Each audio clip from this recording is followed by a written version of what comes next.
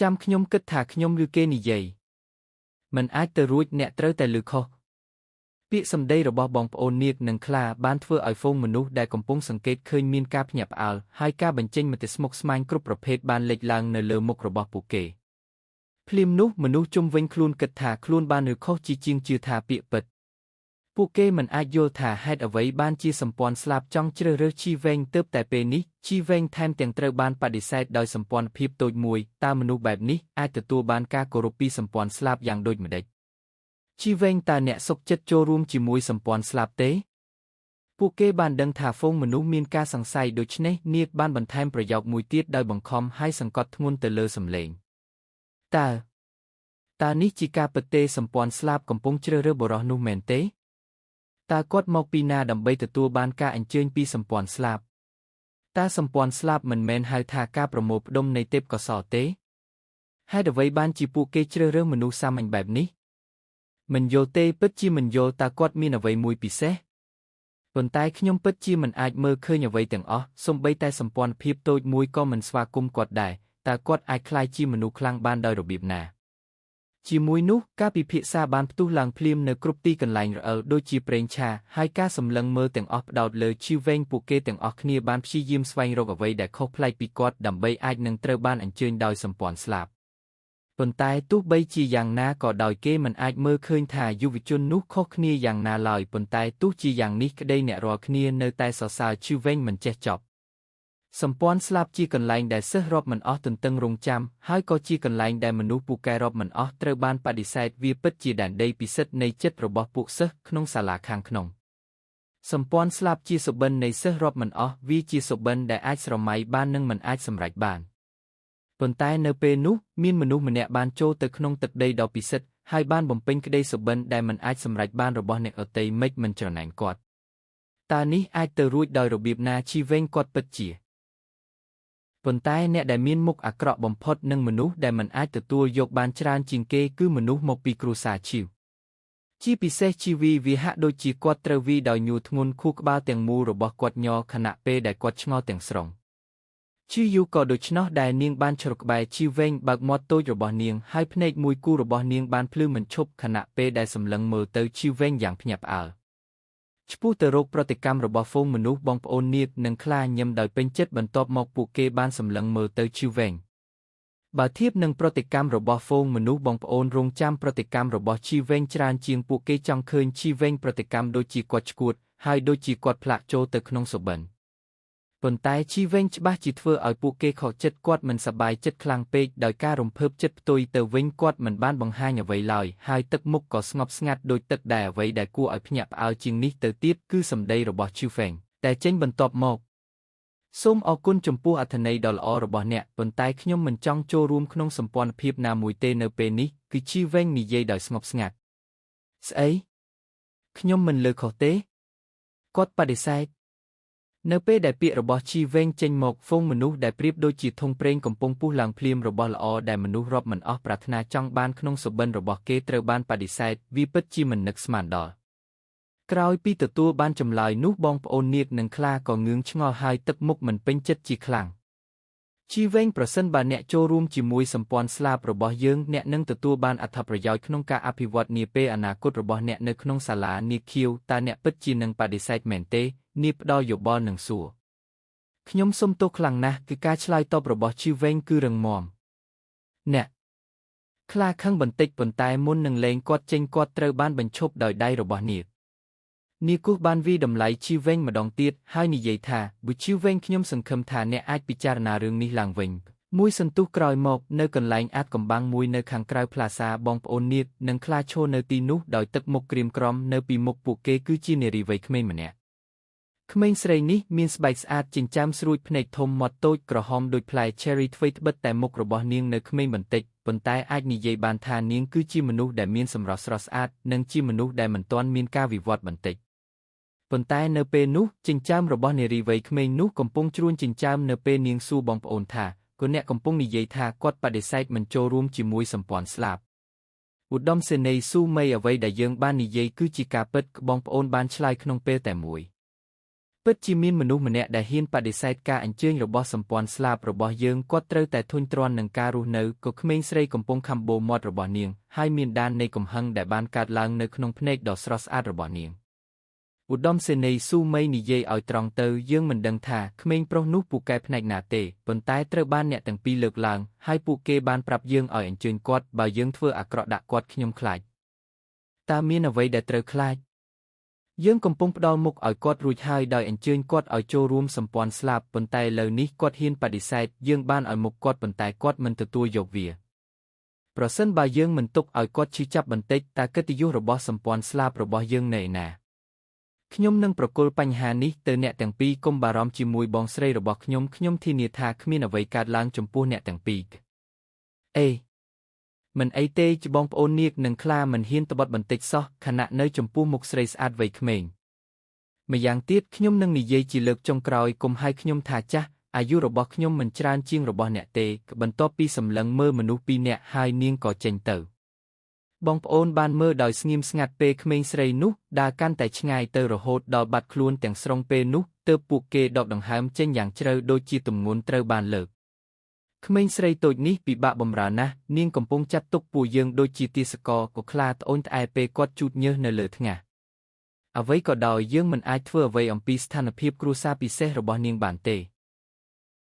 ការមិនអើពើនឹងប្រវត្តិគ្រួសាររបស់នាងវាគ្រប់គ្រាន់ហើយដោយគ្រាន់តែមើលពីឥទ្ធិពលសាលាខាងក្នុងរបស់បងស្រីនាងគីនាគនិយាយយ៉ាងជូរចត់លើប្រធានបទនោះខ្ញុំចូលចិត្តប្អូនស្រីរបស់នាងល្អជាងយ៉ាងហោចណាស់នាងក៏ទន់ភ្លន់ជាងនេះដែរសុភាពអ្នកមិនធ្លាប់ឃើញនាងទេពេលនាងប្រហិង្សាវារិតតែគួរឲ្យខ្លាចជាងឈូមីការរួមផ្សំគ្នានៃបងប្អូនស្រីទាំងពីរនេះត្រូវបានគេហៅថាវិវមីគឺមានភាពស្រស់ស្អាតប៉ុន្តែខ្ញុំមិនបានរកឃើញភាពទន់ភ្លន់នោះទេប៉ុន្តែតើយើងគួរធ្វើដូចម្តេចឥឡូវនេះតើយើងពិតជាត្រូវការថែរក្សាជីវវិញមែនទេសូមឲ្យគាត់នៅការប្រមានសម្រុំប៉ុន្តែយើងមិនអាចហួសហេតុពេកទេក្រៅពីបងប្អូនស្រីបុគ្គលនោះក៏និយាយដែរបន្ទាប់ពីនិយាយបែបនេះនាគមិនអាចជួយបានទេបានត្រឹមដកដង្ហើមធំកាលពីម្សិលមិញក្នុងការជួបជុំដ៏កំមសម្ព័ន្ធស្លាប់ការបាញ់ប្រហារធំពីរបានបង្ហាញឡើងដោយមិនត្រូវបានគេអញ្ជើញដូចគ្នានេះផងដែរអ្នកទាំងពីរបានផ្ដល់សំណើដូចគ្នាហើយត្រូវឲ្យសម្ព័ន្ធស្លាប់អញ្ជើញឈីហ្វេងអ្វីត្បិតតែពួកគេមិនព្រមក៏ដោយសម្ព័ន្ធស្លាប់នៅតែយល់ព្រមព្រោះមនុស្សពីរនាក់នោះគឺជាអត្តភាពដែលពួកគេមិនហ៊ានប្រមាថភ្នំអសខាងវិញ្ញាណគឺជាដីហាមឃាត់ភ្នំទាំងមូលមានស្រទាប់ត្រាលុះត្រាតែមាននរណាម្នាក់មានសមត្ថភាពហោះហើរពួកគេអាចចូលបានតែភ្នំអស្ថវិញ្ញាណពីច្រកចូលប៉ុណ្ណោះមានច្រកចូលចំនួន8នៅក្នុងភ្នំអសខាងវិញ្ញាណហើយច្រកចូលទាំង8មានអ្នកចាស់ទុំយាមនៅទីនោះមានតែនៅពេលនៃការស្វែងរកអសខាងវិញ្ញាណប៉ុណ្ណោះដែលពួកគេត្រូវបានបើកនៅពេលនោះច្រកចូលទាំង8បានបើកសិស្សសាលាខាងក្នុងដែលមានសញ្ញាសម្ងាត់អាចចូលបានហើយសិស្សជិត100,000នាក់ចូលមកពីគ្រប់ទិសទីភ្នំអសខាងវិញ្ញាណនេះពិតជាកន្លែងអាថ៌កំបាំងណាស់គេជីវវែងបានដើរលេងនៅភ្នំអសខាងវិញ្ញាណការសម្លឹងរបស់គាត់ត្រូវបានតាក់ទាញទៅនឹងមេឃដ៏ធំដែលគ្របដណ្ដប់លើដើមឈើនិងគុម្ពោតក្រាស់វាជាលើកទី1ហើយដែលគាត់បានឃើញរុក្ខជាតិដ៏ស្រស់ស្អាតបែបនេះសូម្បីតែក្លិនក្រអូបនៃផ្កាក៏ក្រាស់ខ្លាំងហើយទិដ្ឋភាពផ្សេងទៀតបានធ្វើឲ្យគាត់ស្រវឹងស្មៅប្រលឹងរំពេចនោះជីវែងបានឃើញរុក្ខជាតិចម្លែកមួយវាមានកម្ពស់5អ៊ីងមានស្លឹក4ពណ៌បៃតងទាំងស្រុងហើយវាត្រូវបានគ្របដណ្ដប់ដោយពន្លឺខ្សោយវាជាស្មៅវិញ្ញាណថ្នាក់ទាបប៉ុន្តែមុននឹងចូលទៅចិត្តវាលិចចុះហើយត្រៀមខ្លួនសម្រាប់រត់គេចហូឃើញដូច្នេះជីវែងស្រាប់តែលោតប៉ុន្តែគាត់យឺតពេកស្មៅវិញ្ញាណដីបានកប់ទៅក្នុងដីពេលគាត់មកដល់របស់ទាំងនេះពិតជាមានធម្មជាតិខាងវិញ្ញាណជីវែងសាច់ស្ងួតប៉ុន្តែគាត់មិនអត់ធ្មត់ទេគាត់បានក្រឡេកមើលជុំវិញគាត់ដឹងថាស្មៅវិញ្ញាណអាចរត់ចេញនៅក្រោមដីប៉ុន្តែបន្ទាប់ពីចម្ងាយជាក់លាក់មួយពួកគេត្រូវតែត្រឡប់ទៅផ្ទៃខាងលើវិញហើយទីដែលគេចចេញជាធម្មតាគឺត្រង់ដូច្នេះជីវែងមានអារម្មណ៍ថាដរាបណាគាត់បញ្ជាក់ផ្លូវរត់គេចពីស្មៅវិញ្ញាណដីវាមិនពិបាកទេក្នុងការចាប់ពួកគេដោយល្បឿនរបស់គាត់ហូនៅពេលនោះពន្លឺមួយបានឆាបឆេះហើយមានស្មៅវិញ្ញាណមួយចេញពីដីច្បាស់ជាដូចគ្នាដែលទើបតែរត់គេចខ្លួនប៉ុន្តែខណៈដែលស្មៅវិញ្ញាណដីបានបង្ហាញខ្លួនវាភ្លាមវាបានកប់ចូលទៅក្នុងដីហើយបន្តរត់គេចខ្លួន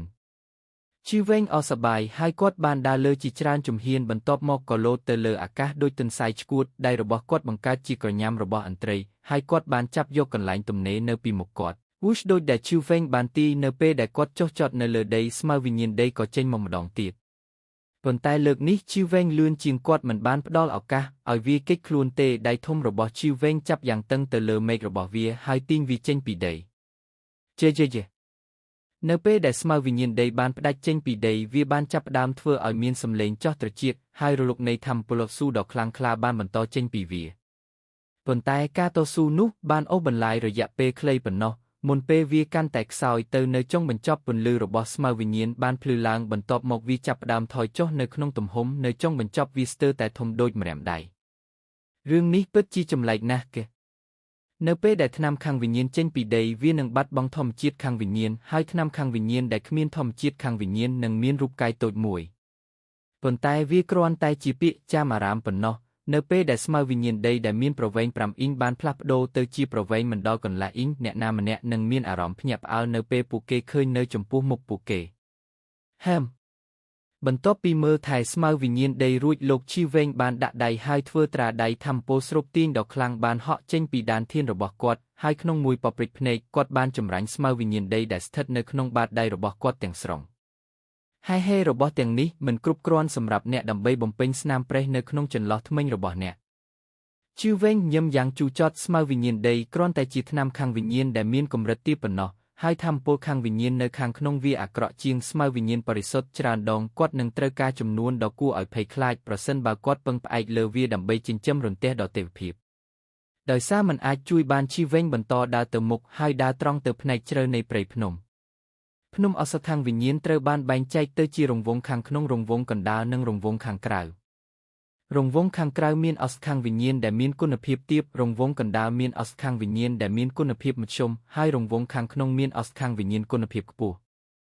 ជីវវែងកាន់តែស្គាល់ថ្នាំខាងវិញ្ញាណដែលមានគុណភាពខ្ពស់ស្មៅវិញ្ញាណបរិសុទ្ធប៉ុន្តែគាត់ក៏បានដឹងដែរថាស្មៅវិញ្ញាណបរិសុទ្ធមិនមានចិត្តល្អទេនៅពេលពួកគេនៅមានធម្មជាតិខាងវិញ្ញាណរបស់ពួកគេគឺខ្លាំងពួកគេមិនត្រឹមតែរត់គេចពេលឃើញមនុស្សប៉ុណ្ណោះទេពួកគេថែមទាំងមានកម្លាំងវាយប្រហារខ្លាំងទៀតផងយោងតាមពាក្យចាមអារាមស្មៅវិញ្ញាណបរិសុទ្ធមួយអាចប្រៀបធៀបទៅនឹងសត្វសាហាវលំដាប់ទី5មួយវាក៏មានន័យថាបើគ្មានអ្នកស្ថិតក្នុងកម្រិតទី5មួយនៃអាណាចក្រវិញ្ញាណនោះអ្នកនឹងមិនអាចកម្ចាត់វាបានឡើយ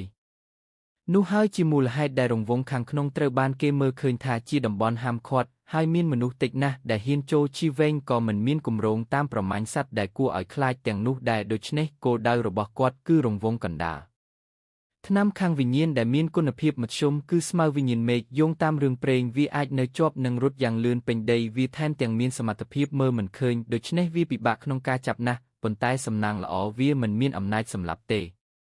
ទោះបីជាថាមពលខាងវិញ្ញាណដែលវាមានគឺមិនអាចប្រៀបផ្ទឹមបានទៅនឹងស្មៅវិញ្ញាណបរិសុទ្ធក៏ដោយក៏វានៅតែនៅឆ្ងាយពីស្មៅវិញ្ញាណដីដូច្នេះហើយទើបការចាប់បានវាជាគោលដៅដ៏ល្អបំផុតរបស់ជីវវែងសម្រាប់លើកនេះគាត់បានបន្តទៅមុខហើយស្មៅវិញ្ញាណដីទាំងអស់ដែលជីវវែងបានឃើញនៅតាមដងផ្លូវមិនអាចគេចផុតពីការចាប់របស់គាត់បានឡើយហើយពួកគេថែមទាំងត្រូវបានកែលម្អនៅកន្លែងកើតហេតុទៀតផងលុះដល់ថ្ងៃត្រង់ទីបំផុតគាត់បានទៅដល់រង្វង់មូលកណ្ដាលហើយគាត់ក៏បានរកឃើញស្មៅវិញ្ញាណមេឃមួយយ៉ាងរហ័សទោះជាយ៉ាងណាក៏ដោយស្មៅវិញ្ញាណមេឃពិតជាគួរឲ្យចាប់អារម្មណ៍ណាស់វាមិនត្រឹមតែអាចផ្លាស់ប្ដូរផ្លូវនៃការរត់គេចខ្លួនប៉ុណ្ណោះទេវាពិតជាមានសមត្ថភាពคล้ายជាមើលមិនឃើញទៀតផងអ្វីត្បិតតែភាពមើលមិនឃើញមានរយៈពេលខ្លីក៏ដោយប៉ុន្តែជីវវែងតែងតែរងទុក្ខនៅពេលដែលវាកើតឡើង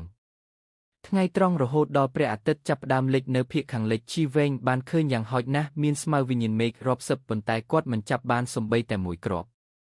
ខ្ញុំមិនជឿថាខ្ញុំនឹងចាញ់ថ្នាំខាងវិញ្ញាណដែលមានគុណភាពមធ្យមនោះទេ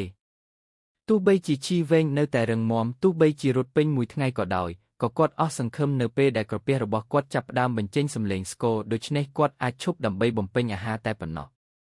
ពេលគាត់ហូបបាយគាត់មិនភ្លេចការចំអករបស់គាត់ដោយស្មៅវិញ្ញាណមេឃទេហើយគាត់បានស្បត់ថានឹងចាប់ស្មៅវិញ្ញាណមេឃហើយកែលម្អវាដូចដែលខ្ញុំបាននិយាយសូមកុំមកកណ្ដាលរង្វង់ស្មៅវិញ្ញាណមេឃទាំងនេះមិនមែនជារបស់ដែលយើងអាចចាប់បាននោះទេកញ្ញាមិនបាច់ប្រញាប់ទេខ្ញុំបានចាប់បន្តិចម្ដងលើលំនាំនៃការរត់គេចពីស្មៅមេឃទុកពេលឲ្យខ្ញុំមួយថ្ងៃទៀតហើយខ្ញុំនឹងធានាថាយើងអាចចាប់វាបានថ្ងៃមួយក្នុងមួយថ្ងៃតើយើងអាចចាប់ស្មៅក្នុងរង្វង់ខាងក្រៅបានប៉ុន្មានអ្នកគ្រាន់តែខ្ជិះខ្ជីពេលវេលារបស់យើងនៅពេលនោះពាក្យខូចបានមកពីព្រៃហើយជីវវែងអាចមានអារម្មណ៍ថាយ៉ាងហោចណាស់មានមនុស្ស10នាក់មកជិតហេមើលទៅខ្ញុំមិនមែនជាមនុស្សតែម្នាក់ដែលរងទុក្ខនោះទេ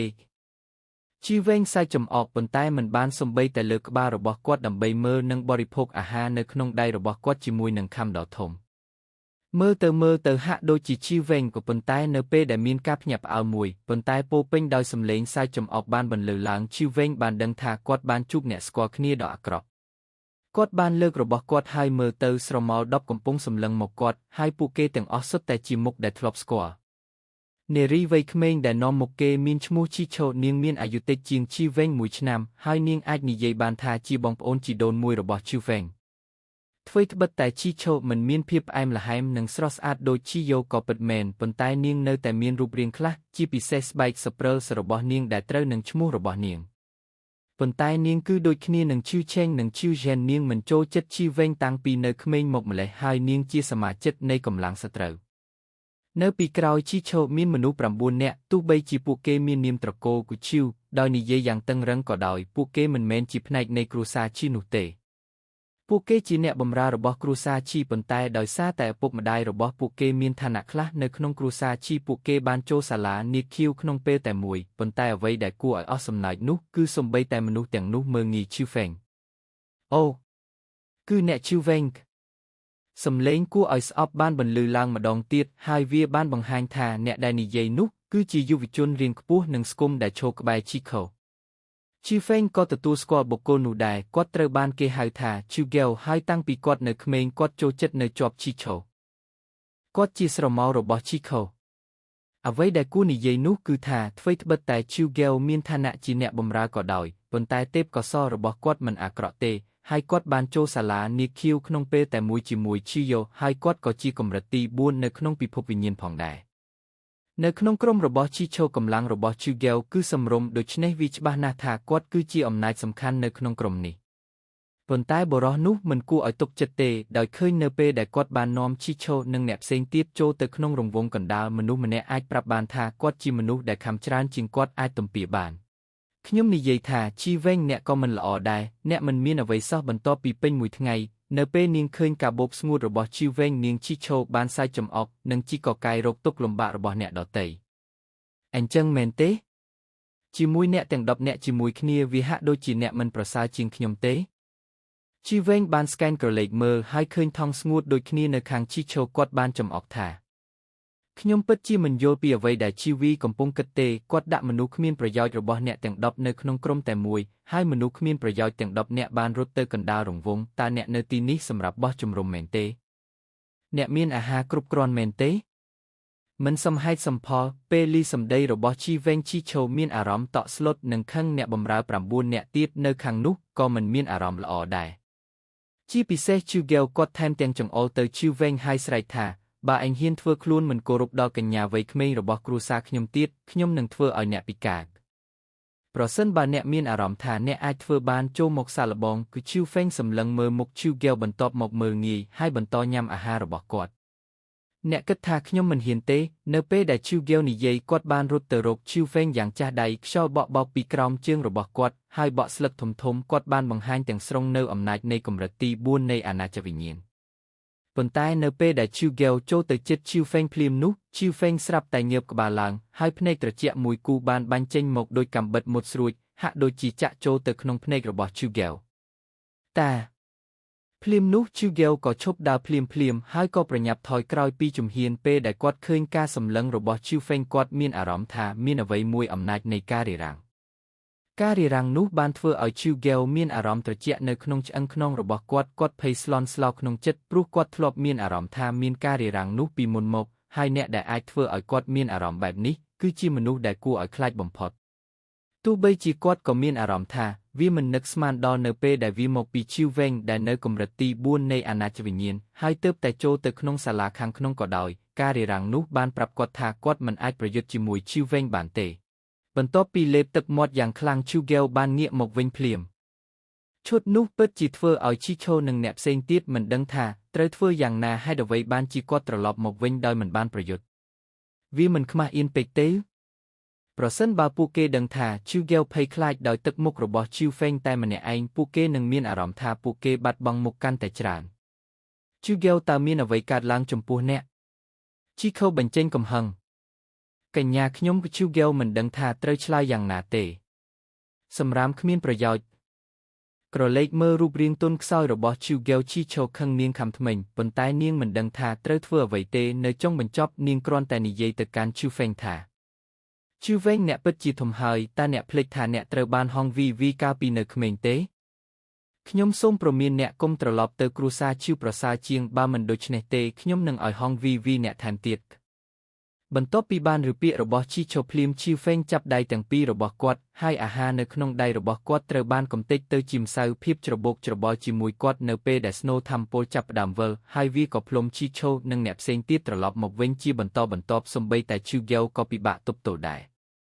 ឈូហងវីជាមនុស្សដែលធ្វើឲ្យឈូហ្វេងអាម៉ាស់ខ្លាំងពីមុនមកឈូហ្វេងមិនអាចបំភ្លេចបានទេគាត់ដែលមានអាយុត្រឹមតែ8ឆ្នាំត្រូវបានឈូហងវីអាយុ10ឆ្នាំវីរហូតដល់គាត់ទ្រាំមិនបានឈូហ្វេងបានស្នាក់នៅលើគ្រែអស់រយៈពេលកន្លះខែ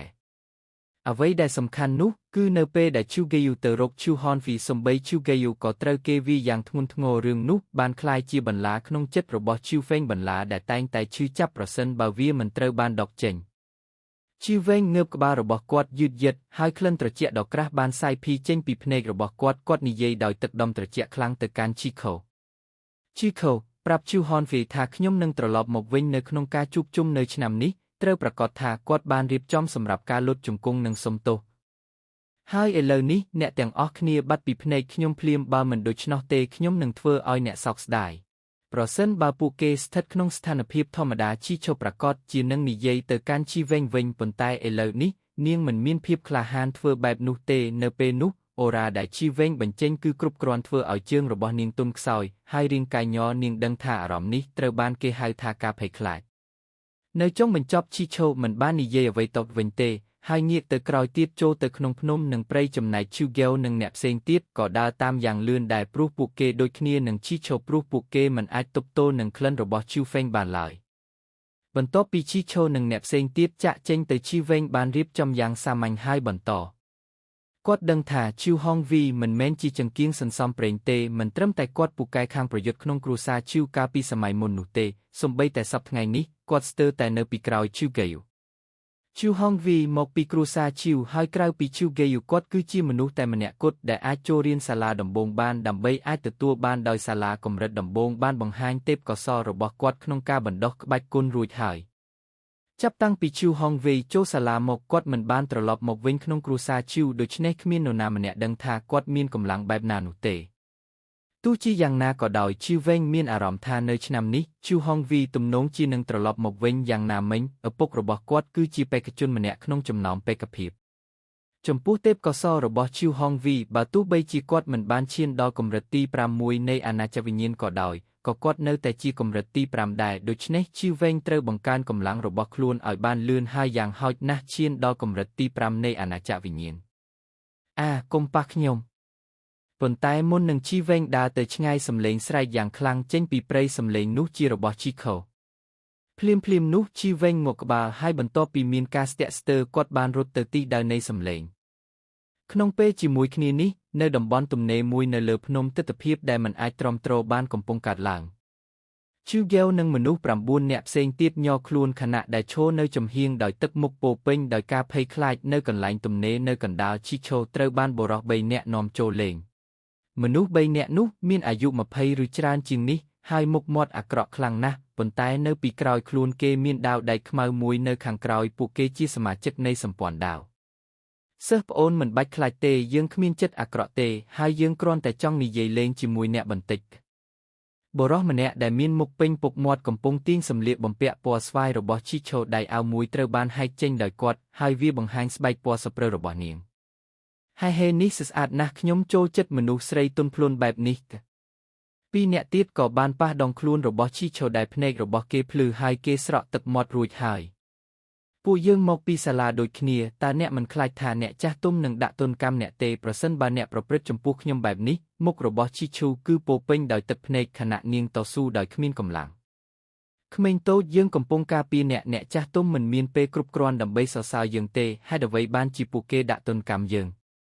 ត្រូវហើយការដើរតាមមនុស្សគ្មានប្រយោជន៍ដូចពួកគេវានឹងធ្វើឲ្យអ្នកមានគ្រោះថ្នាក់ជាងនេះទៅទៀតវានៅតែប្រសើរជាងក្នុងការតាមយើងហើយនៅពេលដែលការបរបាញ់បានបញ្ចប់យើងនឹងផ្ដល់រង្វាន់ដល់អ្នកហែហេ វាយប់ហើយពួកគេទាំង3នាក់ឯកោខ្លាំងណាស់នៅពេលនោះពួកគេបានរកឃើញជាមតូចមួយដូចជាឈីឈូតើគេទុកឱកាសនោះដោយរបៀបណាអ្នកចាស់សូមទុកមុខឲ្យគ្រួសារយើងនឹងចាក់ចេញពីទីនេះគឺឈូហ្គាវអង្វរខណៈពេលកំពុងញាប់ញ័រហូមុននឹងបញ្ចប់ការកាត់ទោសសមាជិកម្នាក់ក្នុងចំណោមសមាជិកសម្ព័ន្ធដាវបានដកដាវដៃខ្មៅរបស់គាត់ចេញហើយគ្រវីវាដាក់ឈូហ្គាវហើយខ្យល់បក់មកមុខរាងកាយរបស់ឈូហ្គាវលៀមមកបន្ទាប់ពីខ្យល់បក់ខ្លាំងរបួសហូរឈាមបានលេចឡើងនៅលើជើងរបស់ឈូហ្គាវហើយដោយមានលៀមមកគាត់លុតជង្គង់លើដីកម្រិតទី5នៃអាណាចក្រវិញ្ញាណកឃើញដូច្នេះហ្វូងគ្រួសារឈីវបានថយចេញពីការភ័យខ្លាចដើម្បីអាចប្រើខ្យល់ជាដាវនិងកម្ចាត់ឈូហ្គាវក្នុងការវាយប្រហារតែមួយគឺគ្មានការសង្ស័យទេថាមពលបណ្ដុះនៃកម្រិតទី5នៅក្នុងអាណាចក្រវិញ្ញាណ